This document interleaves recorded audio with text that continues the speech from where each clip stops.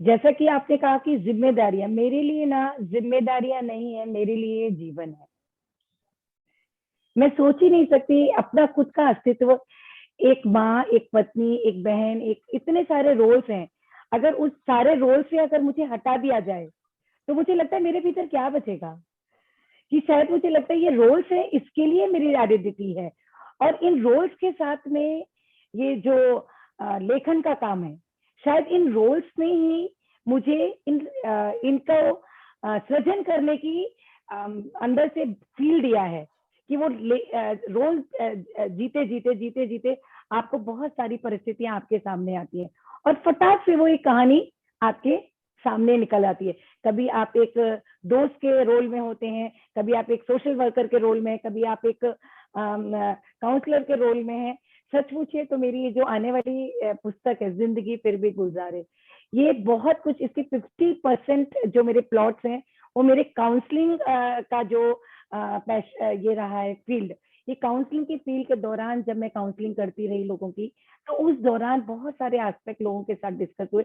और वो कहीं कहीं से ड्यूरिंग दिस लॉकडाउन पीरियड वो आइडिया आते रहे कि अरे वाह, ये चीज का ये सोल्यूशन ढूंढ रहे, लेकिन अगर इस चीज का ये सोल्यूशन होता तो it will be much better.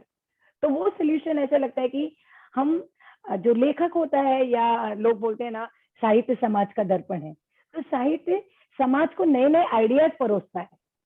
और ये समाज के ऊपर है कि वो कौन सा आइडिया लेता है और उस किस आइडिया के ऊपर चल पड़ता है।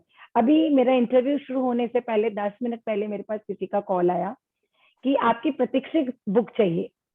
तो मैंने कहा ठीक है, मंगवा लीजिएगा। तो वो बहुत सारी जो उन्होंने चीजें बोली वो मुझे कहीं अंदर तक बहुत ज्यादा भिगा गई। उन्होंने बोला वो आपको नारायण जी की सत्संग परिवार की एक उसके तौर सदस्य के तौर के पास तो जानती ही हैं, काउंसलिंग भी एज ए काउंसलर भी वो आपको जानती हैं, लेकिन सबसे ज्यादा पसंद करती हैं वो आपको लेखिका के रूप में।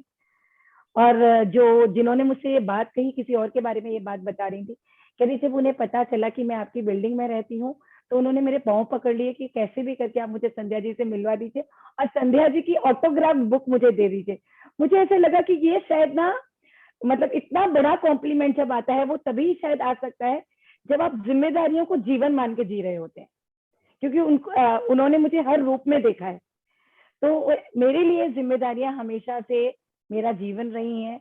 और आप जब जीवन जीते हैं ना, तो जीवन जीने में जितना मजा आता है ना, वो मुझे शायद बताने की जरूरत नहीं है। तो मैं तो बोलूंगी कि शायद ये लेखन का काम है, ये शायद जो मेरा जीवन है उसमें ही मुझे प्रदान किए हैं स्टोरीज, उसी के वहीं से आइडियाज आ जाते हैं। वो जिम्मेदारियां नहीं है, मेरा जीवन है।